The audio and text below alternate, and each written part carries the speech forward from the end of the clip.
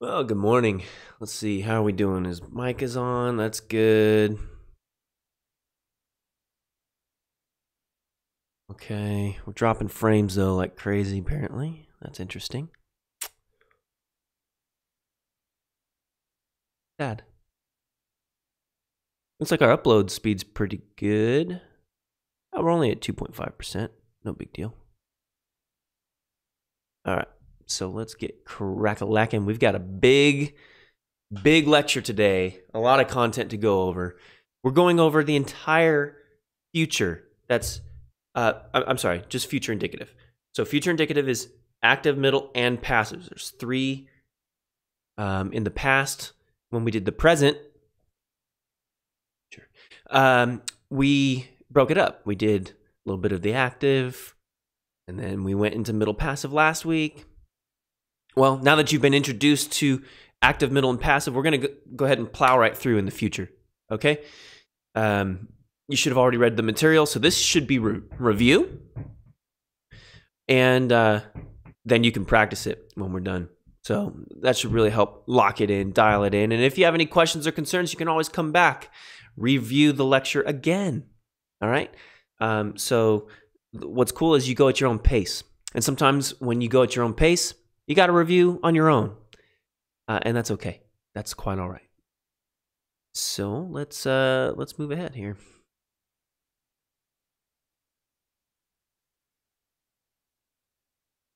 Cool. So this is our 11th lecture, which is exciting. We're moving right along. And like I said, it's all about the future. So think about the future, right? How do you translate it?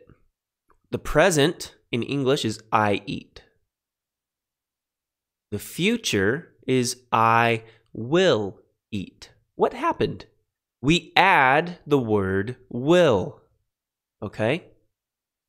So in English, to form the future, we add the word will. That's the key. That's what we see. That's how we know we're dealing with the future. Greek is similar, but instead of adding the word will, it adds the future tense formative, sigma. Okay? So instead of Leo, I destroy, it becomes Liso, I destroy, or I will destroy. So again, the same concept. You add something to make the future. Instead of the word will, it adds the letter sigma. Simple, right? So this is the first pattern. There's actually 4 patterns for the future indicative. And the first pattern uses the sigma, okay? It takes the future active tense stem. It adds the tense formative. It adds a connecting vowel and then the primary active personal endings. You already know the personal endings because you learned them from the present tense active, okay? You already know the connecting vowels. Those rules do not change. In fact, you already know the future active tense stem. Because in this case, in the pattern 1, it is the same primary active, the same tense stem. The only thing that's new is the addition of the sigma, okay? So that's the first pattern. Now, one thing you will need to know, because of the sigma, you will need to know the square of stops. The square of stops, we've covered it before. If you have a labial, P, beta, or phi, you add it to sigma, you'll get a psi. If you have a velar, kappa, gamma, chi, you add a sigma, you get a xi. If you have a dental, tav, delta, theta, you add to a sigma, you just get a sigma, okay? This is important because when you add a sigma to the future tense stem, which is actually in this case the same as the present tense stem, if that stem ends in one of these stops and you add that sigma, then it changes. Instead of a sigma, you get the C or the Xi or the final sigma. Now, not final sigma, sigma. So remember, it's the 2 in 1. So if it's P sigma, the P and the sigma become C. They join together, okay? If you have kappa sigma, it becomes Xi. So you won't see kappa Xi, you'll just see Xi. If you have tav sigma, the tav just drops off and you only have one sigma, okay? So understand the square of stops, it applies here. When it comes to contract verbs, alpha, epsilon both lengthen to eta. Omicron lengthens to omega. This is after lengthening the ending vowel. Then you add the sigma, which is the tense formative. Then you have the final primary active personal endings. So contract verbs, they retain the vowel on the stem. Okay, so alpha contracts, epsilon contracts, omicron contracts. They retain the vowel, but then it lengthens. Okay, so a little bit of ablaut. It lengthens. And then you add the tense formative, then you add the primary personal endings. Okay, there's no connecting vowel. So let's go over some examples. This is, again, the first pattern. We're going over all 4 patterns today. Plus, we're dealing with active, middle, and passive. So total, it's at least 60 minutes of content, if not more. So, first example, Leo. The first person singular, future, active, indicative is liso, I will destroy. Second singular, lysis, you will destroy. Lysi, he will destroy. Lysomen, we will destroy. Lysate, you all will destroy. And finally, lysusin, they will destroy. Okay, again, you can see the sigma tense formative there. Otherwise, it's the same as the present active indicative. Okay? Blepo. Bleep. I see. Bleep, bleep, bleep. Okay? If you add, this is a square of stops. If you have the sigma tense formative adding to P, what does it become? It becomes a psi. Okay? So, blepso, blepsis, blepsi, blepsomen, blepsete, blepsusin. Okay? So, I will see, you will see, he will see, we will see, you all will see, they will see. Okay? Again, there's a sigma tense formative there. We can see it because, no pun intended, we can see it because instead of a P, we've got a psi, which means there's a sigma built in. Okay? Square of stops. Here's a contract. Okay, so the word is agapao. This is alpha contract. Normally, the present active indicative, first person singular, is agapo, right? But here we see the alpha in the stem lengthens to eta. Then we have the sigma, tense formative, and then we have the personal ending. Okay? And that runs through all the way down. Agapiso, agapisis, agapisi, agapisomen, agapisete, agapisusin. Okay? So, I will love, you will love, he will love, they will, or we will love, you all will love, they will love. Okay? Now, that's the active. Let's talk about the middle. Unlike the present, the middle and passive are different in the future tense. In the present, middle, passive are the same. In the future, they're different. Okay?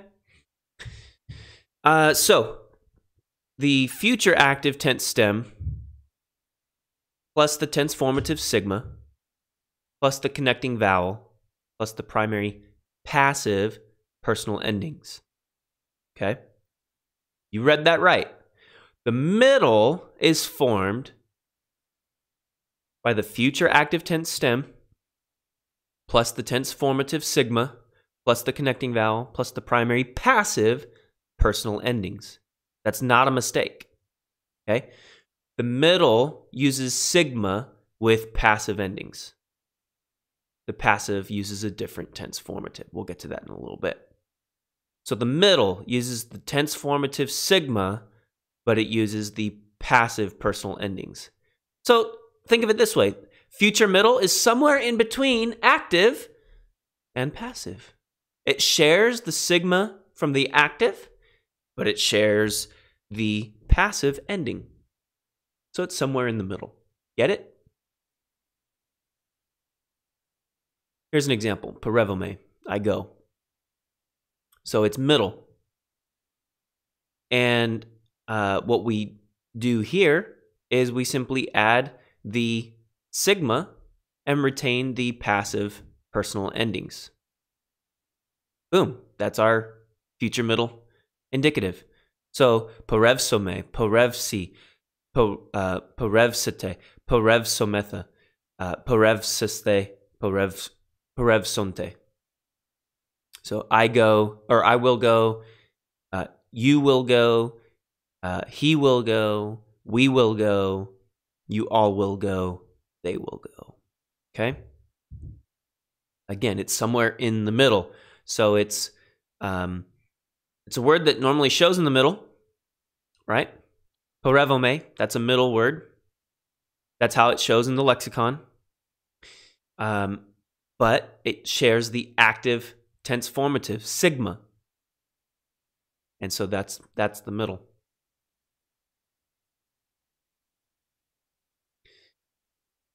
Imi. You can have a middle version. So, esome, esi, este, esometha, eseste, and esonte. Translating this one, you might still translate it active, but it might be more reflexive. More on that later.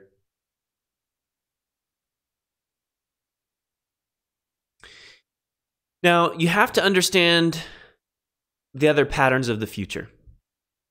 Because so far we've only talked about the first pattern, with the tense formative being sigma. Pretty simple, pretty straightforward. To understand the rest of the future, you need to return to your roots.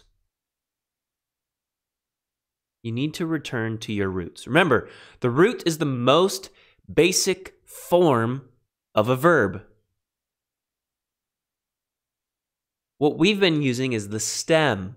It's the most basic form of a verb in a particular tense. That does not mean the stem is the root. Now, the root and the stem can be the same if the verb follows pattern 1. Can be. Doesn't mean that they will be. Now, patterns 2 through 4 have modified verbal roots when forming the present tense stem, and they require memorization. So when you're learning these, you need to learn these roots. It's important. Pattern 1 is an unmodified root. Roots ending in iota, upsilon, or I pronounce it epsilon. Roots ending in contract verbs, and roots ending in a stop. Okay? These are all unmodified roots. Pattern 2, they're different roots. So let's see. I want to make this bigger. Will it let me?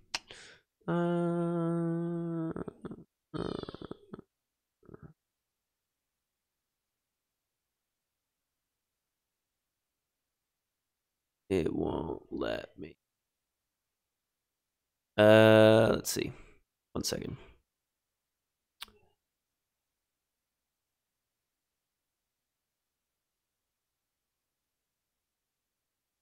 There we go. Okay, so you need to memorize all of these because they're not terribly frequent, and so when you come across them, you don't want to be lost.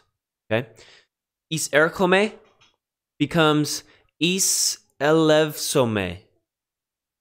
So this is I go, I enter. You can see in the future it's totally different. Is elevsome. It's the same word. They just look totally different. Memorize it. Okay? Erchome, elevsome. I go, I will go. They look totally different. It's actually the same root as you can see as the previous word. It's just one includes is on the beginning and the other does not. Is being a preposition. The next one, istio, I eat. Or the future, lagome. They look nothing alike. Same word. Memorize it. This one looks much more regular. Echo, exo. I have, I will have. This is square stops. But then you get to Lego, and it looks nothing like its future. Lego, I say. Ero, I will say. Ida, I know. Idiso, I will know. Orao, I see. Opsome, I will see. Pros erchome, pros elevsome, I come, I will come. This is the same word as erchome. It's just got the preposition pros. And then last, pharaoh becomes iso. I carry, I will carry. Memorize these. It will do you a world of good. So when you come across it, you'll know what you're dealing with and you won't get lost. Nothing more frustrating than when you're translating and you get stuck on a single word and you cannot find where it is.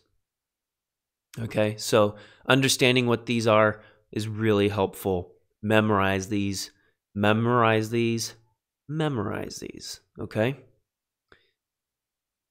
Moving on. All right. Now, pattern 3. This is all about liquid verbs. Liquid verbs have their roots ending with a liquid. What's a liquid? It's the letter lambda, the letter mi, the letter ni, the letter rho. Lambda, mi, ni, or rho. Those are liquids. So what happens is the future active middle will use epsilon sigma as the tense formative. Okay? Sigma in the tense formative will typically fall out between the two vowels, leaving the vowels to contract per our normal contract rules. Okay? So the tense formative for future active middle with liquid verbs is epsilon sigma, but the sigma drops out, typically anyways. Then the contraction that is left behind will yield a circumflex. Okay? So what we're really looking for is liquid letters in the end of the stem, or in the end of the root, and a circumflex. And that's how we'll know we'll be dealing with the future active middle tense in the indicative. Okay? So for active, we're dealing with a future active tense stem with the tense formative, with a connecting vowel, with the primary active personal endings. With the middle, it's the same with one exception, the primary passive personal endings. Okay? Because it's stuck somewhere in the middle between active and passive. Now, a couple things to note. Double consonants, where the root is ending in a liquid, but it's a double liquid, it'll just drop one of the liquids. Okay, so that's another signal indicator that you're dealing with future, because one of the double liquids will drop out. Now, added iotas in the present will drop out in liquid futures. Look at arrow, for example. It becomes aro, right? So the iota is gone. When you're dealing with pattern 2, sometimes you'll have different roots. The different root can be a pattern 3, a liquid verb. Okay, so Lego is not liquid in the present active, but it becomes arrow in the future, and arrow is liquid with the row. So here's one example, meno. And it becomes meno. See the circumflex? Because the sigma's dropped out. Menis becomes menis. Okay, so the first one should be pronounced menis. Second one should be pronounced menis. Okay? Meni becomes meni. Menomen becomes menumen. Menete becomes menite. Menusin becomes menusin. All right? All you see here is really a difference in circumflex over the acute or grave, depending on where you'll find it in a sentence. So the circumflex is what gives it away. You know it's a liquid verb because of the ni. And so if you see liquid plus a circumflex in the end, dealing with future. Context alone should probably give it away. But those are the signal indicators if you're looking just at the word. Here's another one. This is a liquid with a double liquid, apostello. So it's apostello becomes apostello. Apostellis becomes apostellis. Apostelli becomes apostelli. Apostellomen becomes apostellumen. Lumen. Apostellite becomes apostellite. Apostellusin becomes apostellusin. Okay? So you can tell it's future because the second lambda drops out, and then you're dealing with a circumflex on the end. Agiro, I think this is what I raise. So it's agiro becomes agero. So the iota drops out, and you have a liquid rho, and then you have a circumflex. Agiris becomes ageris. Ageris. There we go. Agiri becomes ageri. Agiromen becomes agerumen. Agirite becomes agerite. Agirusin becomes agerusin. All right? So, again, we see the iota dropping out, we see liquid rho, we see circumflex. That's how we know we're dealing with future. Lego. Okay, so this is one where it's not liquid in the present, but it is liquid in the future, and the same rules apply. So Lego becomes ero, where we see rho liquid, followed by circumflex. Legis becomes eris. Legi becomes eri. Legomen becomes erumen. Legate becomes erite. Legusin becomes erusin. All right? Again, in the future, we're seeing a liquid verb, rho, with the circumflex. Same pattern as we've been seeing. Now, this is meno, middle. Before, what we saw was the active. This is the middle. Meno is one of those words, they're rare, that can use both active and middle. And so here we see menome becomes menume. Meni becomes meni. Menete becomes menite. Menometha becomes menumetha. Now this one doesn't have a circumflex. It is acute, but what you see is a contract. And that's how you know. Meneste becomes meniste. Menonte becomes menunte. All right? What? Why is this here again? All right, now we're getting into the fourth pattern. Okay? These are regularly modified roots. Technically, pattern 3, liquid futures, belongs with pattern 4. The key is to learn the root of the verbs. Okay? The root of the verbs.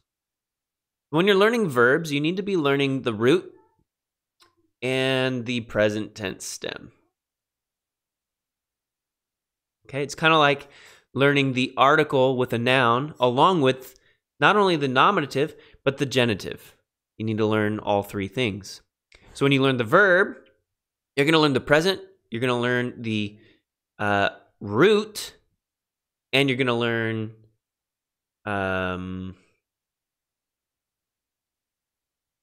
present, root.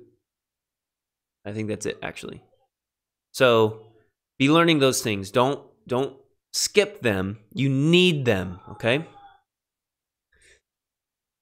There are 3 categories. So pattern 4 has 3 subcategories, okay, of regular modifications. Roots in a stop is the first. So if a present tense stem of verbs end in iso or azo, then their roots are formed ending in a dental. Okay, so look at baptizo, for example. It has an iso on it, right? The root ends in a dental, baptide. Okay, baptide. So again, when you learn baptizo, what do you need to learn? You need to learn the root, baptide. Okay, don't skip it.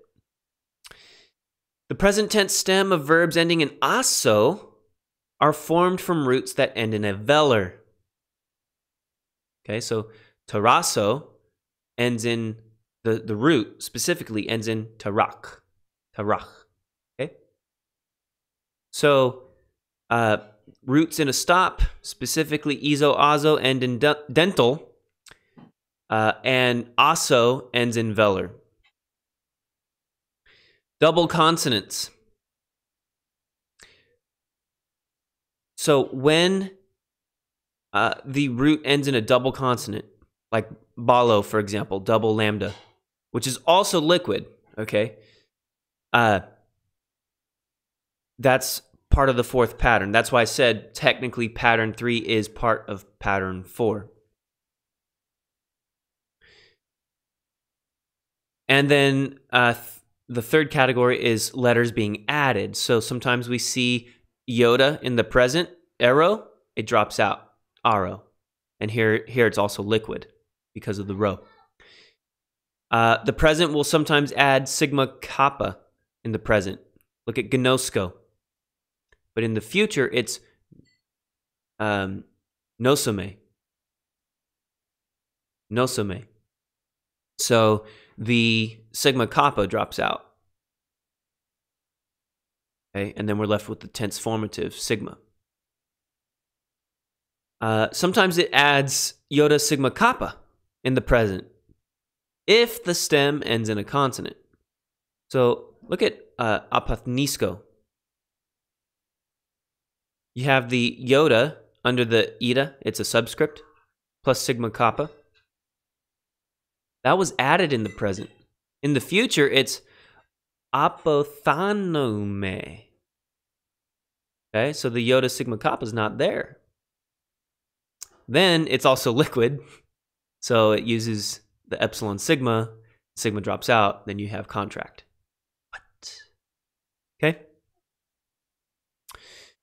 So, just be aware of these patterns. So, again, you need to be learning the stems, the present tense stem, which you'll learn when you look at the lexical form.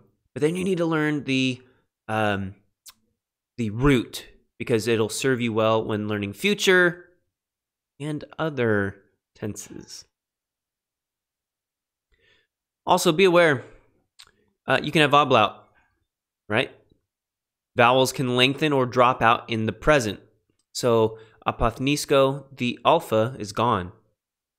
It dropped out between theta and the ni. And then they return in the future. Okay? So, pattern 4 can be really interesting. Understand with compound verbs, which is a verb that has a preposition on the beginning. We saw several of those when looking at pattern 2. Ekbalo. Okay? The verb is balo, and then it has a preposition on the beginning, ek. So I throw out, I cast out. So whatever the future of the simple verb is, treat the compound verb in the same way. So if balo becomes balo, ekbalo becomes ekbalo. Okay? You just tack on ek. Makes it simple. Okay? So everything you know about the simple verb will apply to the compound verbs.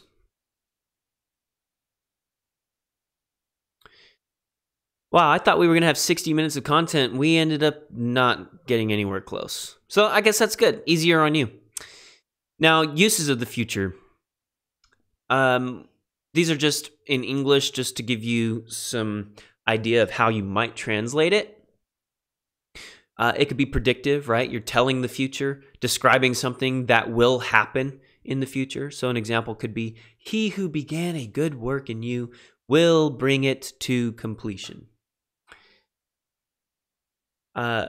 It could be imperatival, so it's used as a command. You will love the Lord your God. It could be gnomic, stating that a generic event will occur. It's not saying that a particular occurrence is in mind. It's generic. It's generalized. It's basically saying these kind of events do happen and could happen for you. So, man will not live on bread alone. That's not a command. It's not predictive. It's just stating a general thing. So those are some of the uses of the future. There's more than that. You can find them in the Greek Grammar Beyond the Basics by Daniel Wallace. You can find it in BDF from... who are the authors of that? Funk. Is it Bauer, I think? And I don't remember who the other one is. But anyways, those are important grammars, and you can find more uses of the future there. And that's it. That's it for today. So there's a lot to take in. I was wrong. We didn't get into the passive. I swear passive was in here. But I guess I skipped it. I didn't skip it. I left it out. Which means we'll probably be dealing with the passive next week? I can't remember anymore. I need to look at it.